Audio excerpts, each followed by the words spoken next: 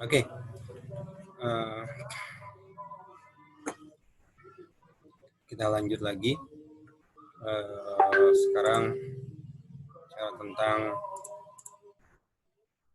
di internet.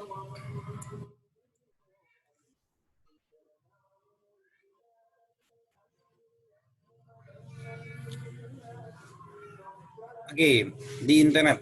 Apa sih yang kalian tahu tentang internet dan di internet? Jadi ada perbedaan antara internet dan the internet. Internet itu sebenarnya singkatan dari internet walking, singkatan dari internet walking. Internet walking itu sendiri sebetulnya jaringan antar. Nah, adapun the internet yang kita kenal, istilah the internet, yang orang biasanya yaudah carinya di Google, internet itu adalah Google, biasanya seperti itu adalah suatu contoh dari internet walking itu sendiri. Nah, dulu network near us sebelumnya, jadi dulu LAN sudah mengubah cara orang bekerja. Cara orang bekerja di kantor, itu yang tadinya misalnya harus berpindah-pindah untuk ngeprint aja, berpindah-pindah printernya, itu dengan adanya LAN enak, bisa cukup satu printer, kemudian sharing printer, cukup satu printer dan bisa melayani semuanya. Itu salah satu contoh bahwa LAN sudah merubah cara bekerjanya. Tetapi ternyata LAN punya suatu keterbatasan, di mana dia hanya bisa mengakses apa yang ada di lokalnya saja.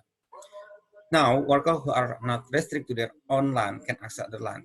Sekarang, dengan adanya WAN tadi, itu LAN antara LAN satu bisa mengakses LAN yang lainnya. Nah, ketika sudah bicara antara LAN satu dengan lain-lainnya itu saling berkomunikasi, maka itu dikenal dengan istilah internet walk. Jadi bekerja antara LAN dengan LAN. Oke. Nah, kemudian contoh yang paling banyak digunakan, bisa dirasakan adalah atau internet walking adalah the internet sendiri. Ini merupakan open to public use, bisa digunakan oleh semua orang. Dengan kemampuan LAN bisa berkomunikasi dengan LAN lainnya menggunakan WAN, banyak sekali perusahaan-perusahaan yang sudah membangun yang namanya intranet. Nah, tolong jangan sampai terkecoh antara intranet dengan internet. Internet itu public, wilayahnya public, tapi intranet itu sama-sama WAN. Tetapi intranet adalah WAN yang menghubungkan antara LAN satu dengan LAN lainnya itu, tapi masih dalam satu jaringan. Artinya gini, gampangnya, sebagai contoh misalnya, ada sebuah perusahaan di Jakarta, dia membangun sebuah LAN. Kemudian dia juga punya cabang, misalnya di Medan. Di sana juga ada LAN. Nah, menggunakan WAN, teknologi WAN, maka LAN di Jakarta itu bisa mengakses LAN di Medan. Dan yang bisa mengakses itu hanyalah karyawan-karyawan dari perusahaan tersebut. Sementara untuk publik tidak bisa. Sementara kalau internet, itu semua orang itu bisa mengaksesnya. Itu perbedaan antara intranet dan internet. Ada satu lagi sebetulnya extranet. Ini bisa menjadi tambahan bagi kalian untuk mencari apa itu extranet. Dengan memanfaatkan ISP, Internet Service Provider, bisa juga dikatakan TSP yang tadi sudah disebutkan, para perusahaan-perusahaan ini mengembangkan intranet, dengan memanfaatkan ISP itu sendiri, di mana ISP di sini bertindak sebagai penengah atau penyedia layanan atau infrastruktur dan menjamin antara ISP satu dan ISP yang lainnya saling berkomunikasi untuk menjamin kliennya itu dapat saling berkomunikasi antar klien-klien mereka. Kurang lebih seperti ini gambaran dari internet. Masing-masing akan terhubung dengan router. Nah, inilah internet, the internet. Kemudian network representation. Ini hal-hal yang perlu istilah yang perlu diingat di dalam jaringan itu adalah ada NIC, network interface card, kemudian ada physical port, dan ada juga interface. Interface refers to how the device can allow to different network to communicate. Kemudian protokol. Bagian tidak kalah penting di dalam komunikasi adalah protokol. Protokol adalah aturan main. All communication, whether face-to-face or over network, is governed by predetermined rules or protocol. These protocols are specific to the characteristic of the conversation. Network communication follow protocol similar to those used in human communication. Jadi, gampangnya sebuah protokol kayak gini. Contoh.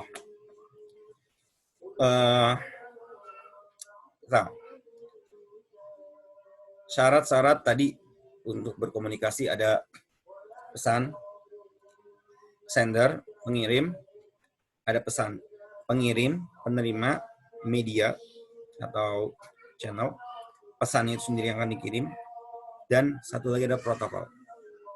Misal, 4 komponen sudah ada, pesannya sudah ada, pengirimnya sudah ada, penerimanya sudah ada, medianya sudah ada. Protokolnya berbeda. Kira-kira nyampe nggak pesannya?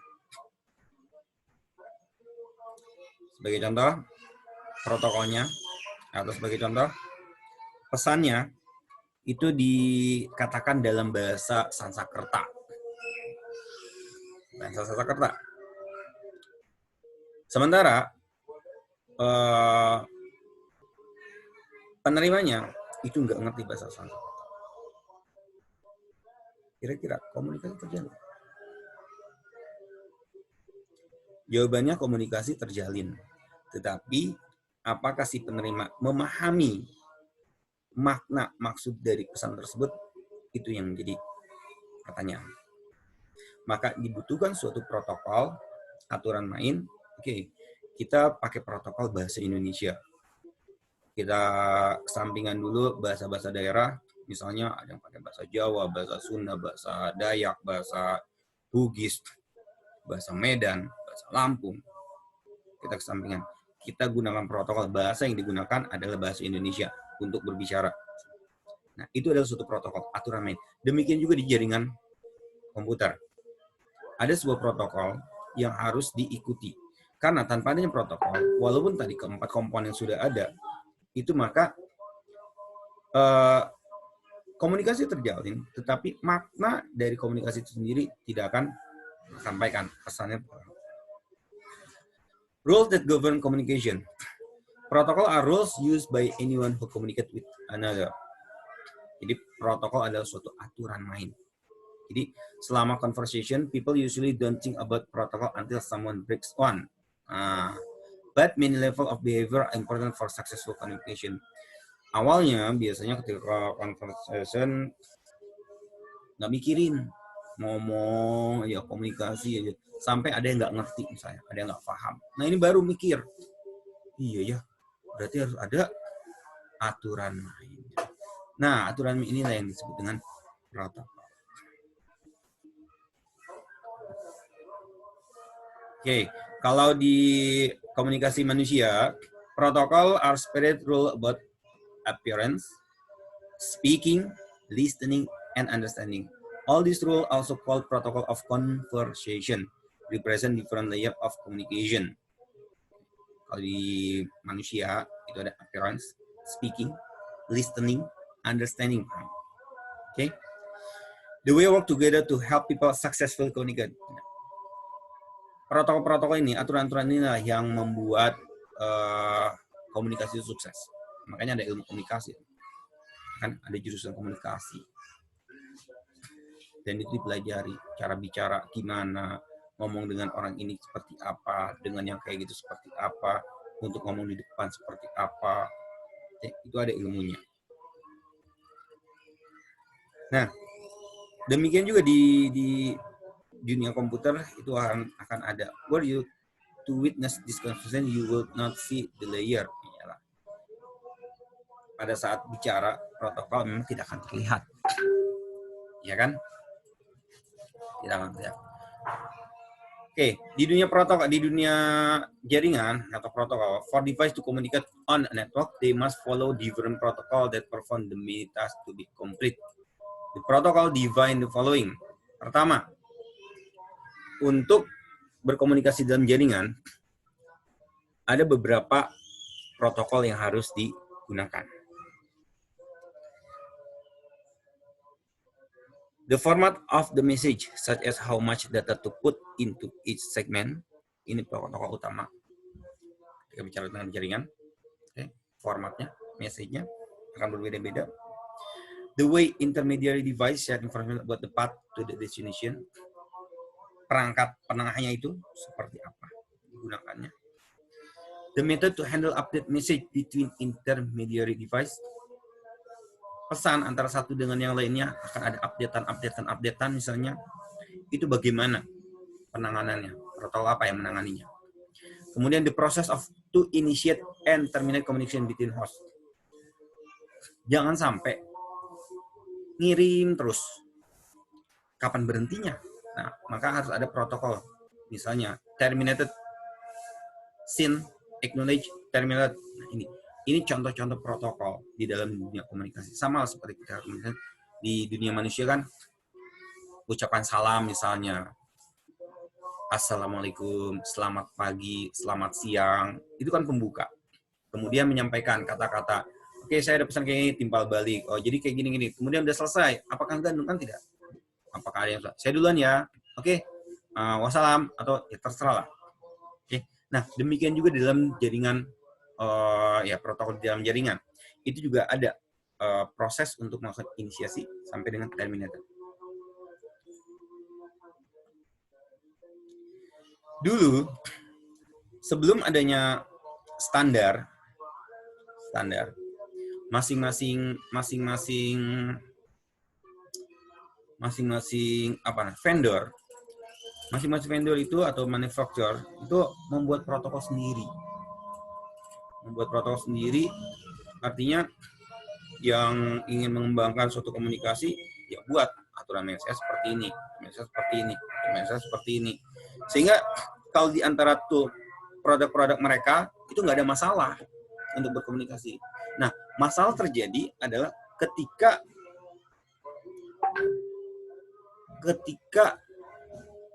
ada orang yang ingin berkomunikasi beda vendor. Nah, di sinilah permasalahan terjadi. Contoh, saya beli router Cisco, tapi untuk access point saya pakai D-Link. Untuk switch, saya pakai ya standar aja lah. Pakainya TP-Link. Udah cukup bagus misalnya. Nah, kalau dulu, ketika belum ada standar, itu antara Cisco, TP-Link, D-Link itu nggak bisa berkomunikasi. Karena mereka menggunakan protokol yang berbeda. Kemudian, ya ada pertemuan-pertemuan di antara mereka petinggi-petinggi, kemudian di antara orang-orang pintar. Mereka bersepakat gimana caranya nih. Kita membutuhkan suatu standar agar komunikasi bisa terjalin, walaupun beda vendor, walaupun beda platform, misalnya. Okay? Walaupun beda operating system. Maka tercetuslah nanti yang akan kita bahas 7 OSI layer model dengan TCP/IP model. Ini adalah contoh-contoh protokol-protokol yang digunakan, misalnya HTTP. HTTP ini untuk web. Kemudian TCP, Transport Protocol. Transport Control Protocol ini kalau saya ibaratkan adalah kendaraan untuk berkomunikasi, kendaraannya, paket itu akan dikirimkan. Kemudian Internet Protocol. Nah, Internet Work Protocol ini the most common Internet Work Protocol, IP ini yang paling yang bertanggung jawab untuk menyampaikan informasi-informasi ini. Nyampe tidaknya ini Internet Protocol. Kemudian ada lagi Network Access Protocol. Ini Data Link Management dan Physical Transmission, NAP.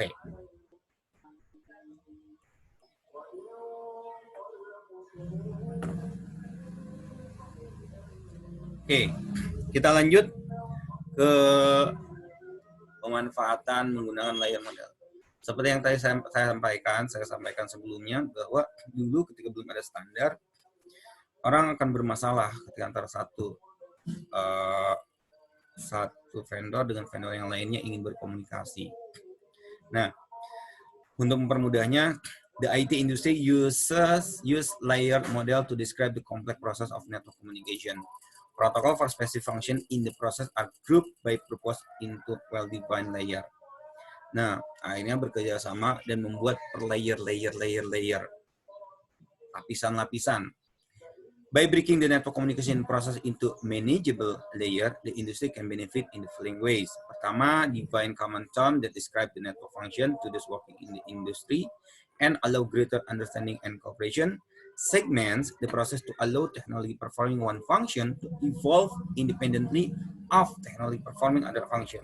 For example, advanced technology of wireless media is not depend on advanced in router. Foster competition because products from different vendors can work together. Provide a common language to describe networking function and capability. Assist in protocol design because protocols that operate at a specific layer have defined information that they act upon and define interface to the layer above and below. Jadi dengan adanya standar, kemudian standar ini dikembangkan menjadi per layer, ini membuat kompleksitas dalam dunia jaringan untuk mengirimkan pesan itu bisa terbagi-bagi menjadi grup-grup. Ada yang physical layer, ada yang di network layer, ada di application layer. Okay? Dan ini sangat membantu sekali bidang industri jaringan, khususnya pada vendor-vendor. Jadi vendor itu punya keseragaman dalam berpikir. Oke, saya buat alat ini ke kalian saya punya ciri khas di sini. Tetapi agar dapat berkomunikasi, oke, itu disamakan aturan mainnya, oke, per layer tersebut. Kalau dia saya hanya bermain 3 layer saja, oke. Sementara yang lain, saya bisa bermain sampai 7 layer, nggak masalah. Oke. Nah, ini reference modelnya yang dikenal ada 2, yaitu TCP/IP suite dan 7 OSI layer. Kalau orang jaringan yang selalu saya katakan, ini namanya 7 OSI layer, Open System Interconnection ini wajib di dalam kepala. Apa saja layer-layernya itu wajib. Demikian dengan TCP/IP. Ada yang mengatakan bahwa 7 OSI layer itu theoretically, sementara kalau TCP/IP layer atau model itu adalah practically. Prakteknya menggunakan TCP/IP model. Sementara OSI model itu digunakan sebagai reference teorinya. Oke. Begitu dipraktekkan atau yang kita rasakan saat ini itu sebenarnya menggunakan model TCP/IP. Perbedaannya di mana? Nah, kita akan lihat perbedaan dari 7 OSI layer dengan TCP/IP model.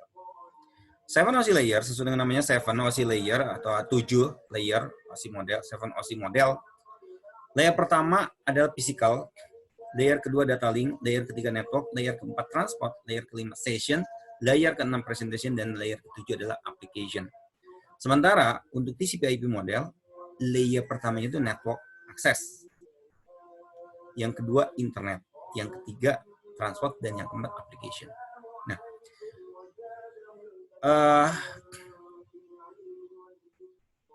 ya kalau katakan perbedaannya yang satu 7 layer, yang satu 4 layer gitu kan. Sementara kalau persamaannya ini sebetulnya application layer pada TCP/IP model sebetulnya adalah gabungan dari application, presentation, dan session dalam OSI model. Sementara transport ini sama, network ini internet di TCP/IP model, dan network access untuk 7 OSI model itu data link physical. Jadi data link dan physical ini dalam TCP/IP model ini tergabung dalam network access. Jadi seperti itu perbedaannya.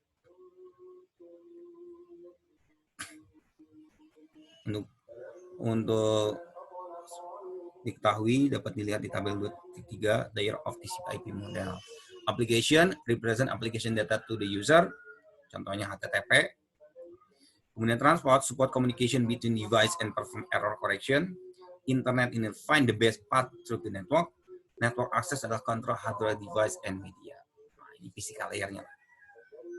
Bagaimana komunikasi terjadi?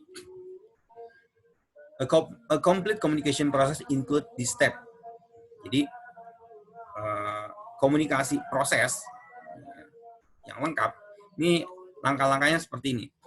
Creation data at the application layer of the originating source and device, segmentation and encapsulation of data, melakukan segmentasi dan dibungkus, dipotong-potong kemudian dibungkus, kemudian generation of data into media at the network access, masuk ke network access layer, transportation of data through the internet network, which consists of media and any intermediate device, kemudian dikirimkan, oke, transport, kalau saya bilang makanya pakai TCP atau UDP. Kemudian reception of the data at the network access layer of destination and device, resepsinya, penerimaannya, data, decapsulation, data begitu diterima, decapsulation, reception, penerimaan, kemudian didekapsulasi, dibuka. Kalau tadi di enkapsulasi, di amplopin, ini buka amplopnya. And reassembly of data. Data-data yang sudah terkumpul itu dikumpulkan kembali.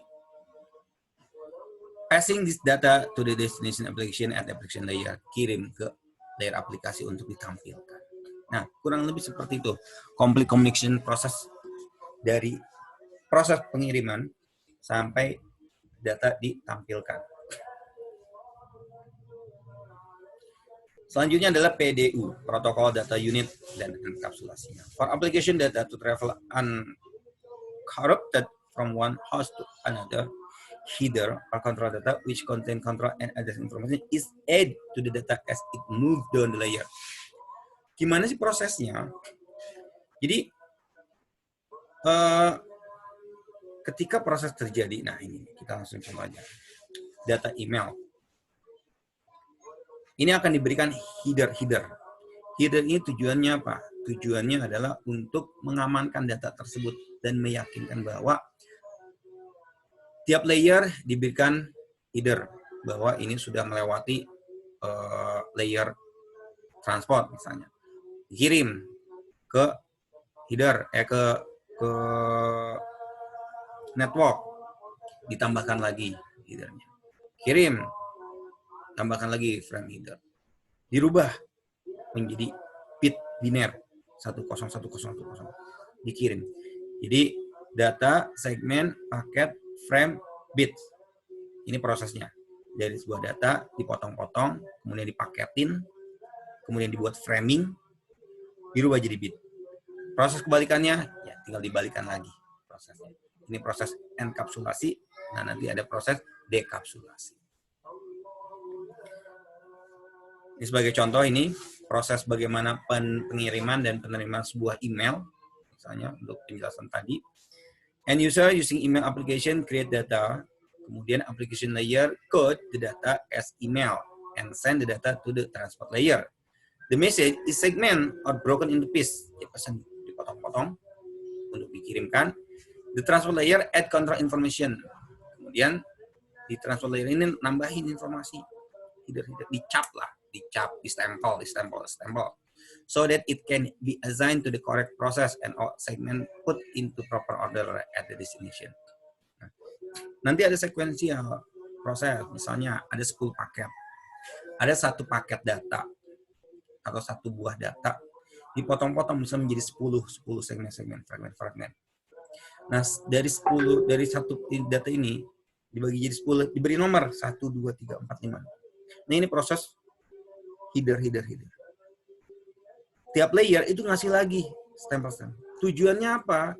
Kan tadi kembali ke multiplexing yang cerita awal. Dibagi-bagi, yang kalau tadi ceritanya adalah kalian mahasiswa, disuruh nyebar, nyampe pokoknya ke PNJ, kalian udah dicap masing-masing. Kemudian begitu nyampe, kan harus disusun. Kalau nggak disusun kan berantakan. Ya kan? Nah, dilihat dari berdasarkan cap-cap tiap headernya. Oke, itulah kenapa setiap layer nyampe ke layer tambahin header, tiap layer tambahin header, tiap layer begitu kirim sampai sana dibuka, wah ini headernya ini nomornya sekian, header sini nomornya sekian, header sini nomornya sekian, sampai udah tersusun di reassemble, digabungkan, disusun 1 2 3 sekuensialnya. Akhirnya sampailah pesan yang dikirimkan seperti itu.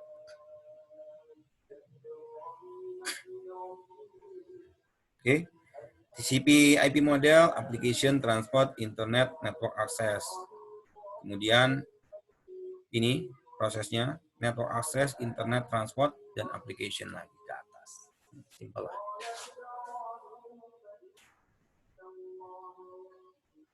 Sama juga dengan di OSI model, 7 OSI model.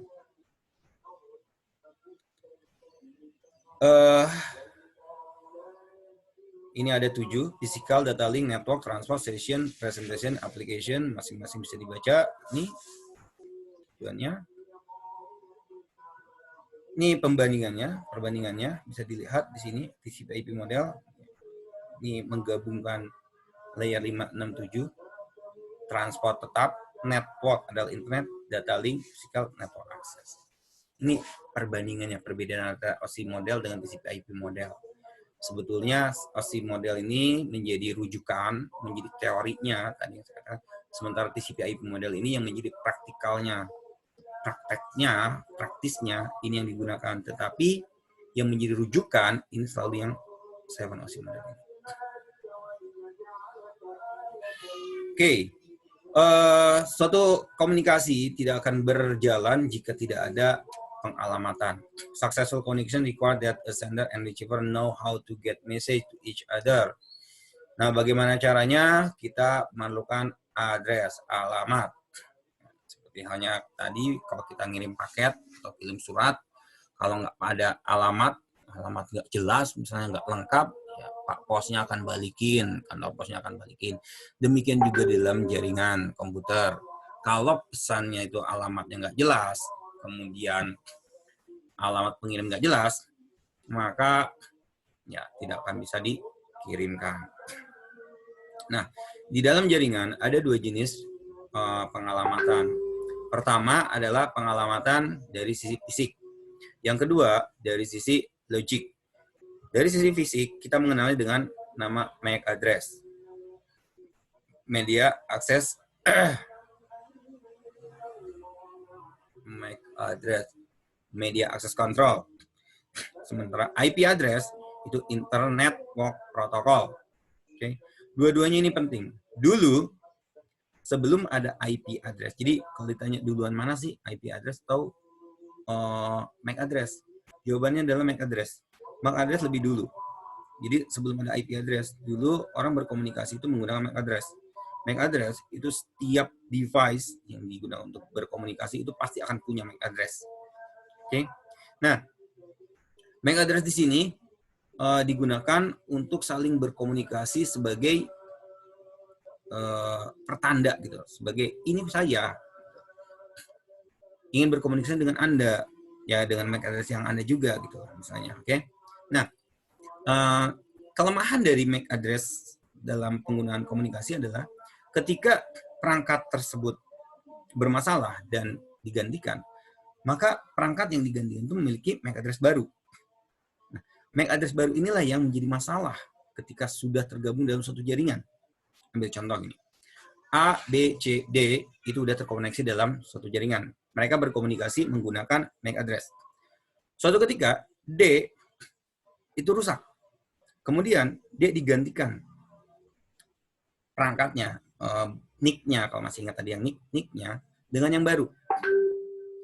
Ininya tetap sama, mesinnya tetap D, tapi NIC-nya ganti yang baru.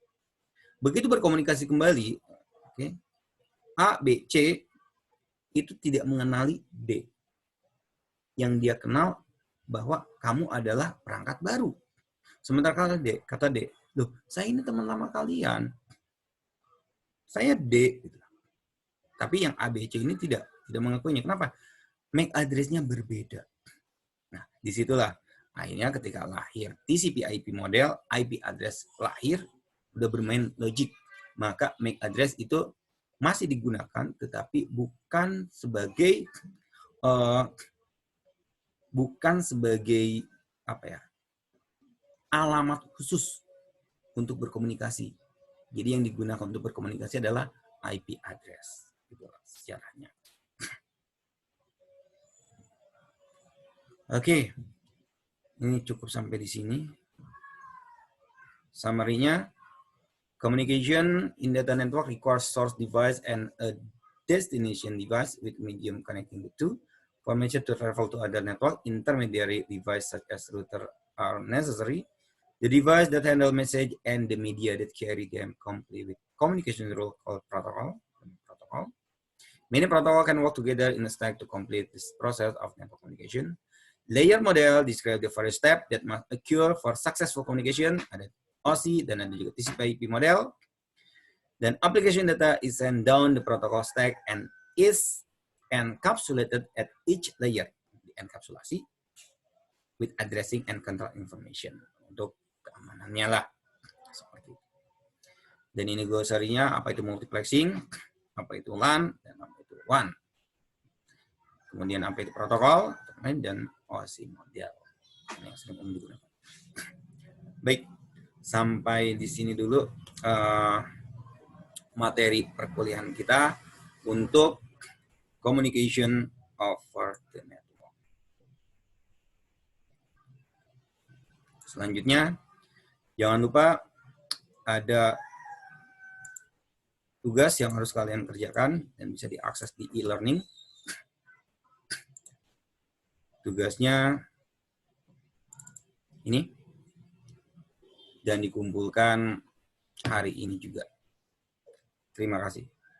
Wassalamualaikum warahmatullahi wabarakatuh.